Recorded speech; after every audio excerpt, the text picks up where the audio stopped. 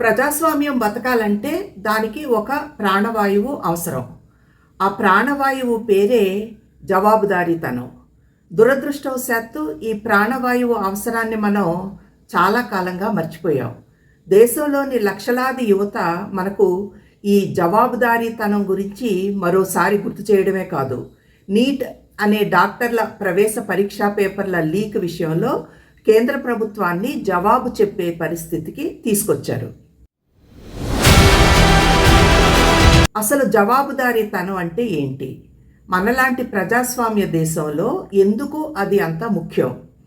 సింపుల్గా చెప్పాలంటే, ఒక స్కూల్లో పరీక్ష జరిగింది, కానీ పరీక్ష రోజు కన్నా ముందే క్వశ్చన్ పేపర్ కొంతమందికి లీక్ అయింది.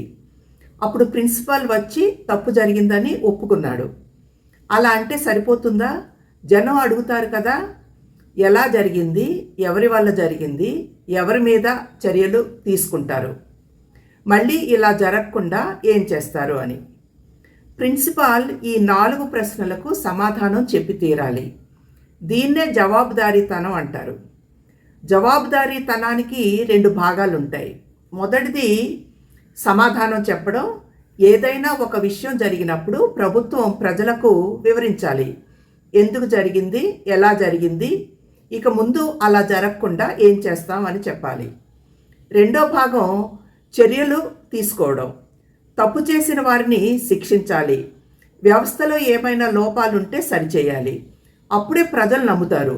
కేవలం వివరణలు ఇచ్చి ఎవరిపైనా చర్యలు తీసుకోకపోతే అది పూర్తిగా జవాబుదారీతనం కాదు. విద్యార్థుల ఉద్యమం మనకు గుర్తు చేసిన మరో విషయం, 5 ఏళ్లకోసారి ఓటు వేయడమే ప్రజాస్వామ్యం అనుకుంటాం, కానీ అది ఆరంభం మాత్రమే. ఆ తర్వాత 5 ఏళ్లలో ప్రభుత్వం అనేక సందర్భాల్లో ప్రజలకు జవాబు చెప్పాలి.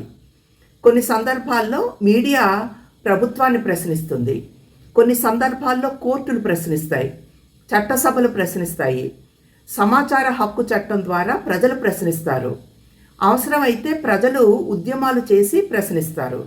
ఇవన్నీ ప్రభుత్వాన్ని ఎప్పటికప్పుడు ప్రశ్నించే వ్యవస్థలు అన్నమాట. మరీ ముఖ్యంగా మీడియా గురించి చెప్పాలంటే, ప్రజలందరూ ప్రతిరోజు ప్రభుత్వాన్ని గమనించలేరు. అందుకే వారి తరపున ప్రశ్నించడానికి మీడియా ఉంది. మీడియా పని ప్రభుత్వాన్ని పొగడటం కాదు, ప్రతిపక్షాన్ని తిట్టడం కూడా కాదు, ప్రజల తరపున ప్రభుత్వాన్ని నిలదీయడం. ఏం జరిగింది, ఎందుకు జరిగింది, ఎవరు బాధ్యులు, మళ్ళీ జరగకుండా ఏం చేస్తారు అని పదే పదే అడగడం. ప్రజల ప్రశ్నలను ప్రభుత్వానికి, ప్రభుత్వం ఇచ్చే సమాధానాలను ప్రజలకు చేరవేసే వంతెనే మీడియా. ప్రభుత్వం తప్పు చేస్తే ఎందుకు జరిగింది అని మొదట అడగాల్సింది మీడియానే. కానీ ఒకవేళ మీడియా ప్రశ్నించడం మానేసి ప్రభుత్వానికి చప్పట్లు కొట్టడం మొదలు పెడితే ఏమవుతుంది? ప్రభుత్వంపై ఒత్తిడి తగ్గిపోతుంది, జవాబుదారీతనం తగ్గిపోతుంది, తప్పులు వెలుగులోకి రావు. దీనివల్ల చివరికి నష్టపోయేది ప్రజలే. అధికారంలో ఉన్న వాళ్లను ఎవరూ ప్రశ్నించకపోతే క్రమంగా వాళ్లకు జవాబు చెప్పాల్సిన అవసరమే లేదన్న భావన కలుగుతుంది. ఫలితంగా అవినీతి పెరుగుతుంది, ప్రభుత్వం మీద ప్రజల నమ్మకం తగ్గుతుంది. అప్పుడు ప్రజాస్వామ్యం బలహీనపడుతుంది. ప్రజాస్వామ్యంలో ప్రశ్నించే ప్రజల్ని శత్రువులుగా చూడకూడదు. నిజానికి వాళ్ళు ప్రజాస్వామ్యానికి రక్షకులు. ప్రజాస్వామ్యంలో ఓటు వేయడం మన హక్కు, ప్రభుత్వాన్ని ప్రశ్నించడం మన బాధ్యత.